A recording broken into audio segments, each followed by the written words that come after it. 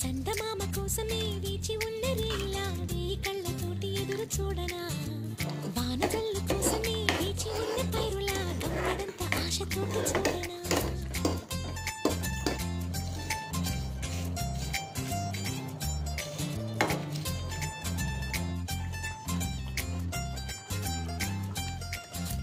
జోల పాట కోసం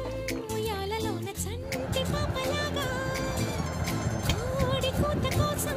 తెల్లారు జాగ పల్లెటూరిలాగా ఆగనేలేనుగా చెప్పవా నేరుగా గుండెలో ఉన్న మాట ఏ ఒకటి రెండు మూడు అంటూ అరే ఒక్కో క్షణాన్ని నేను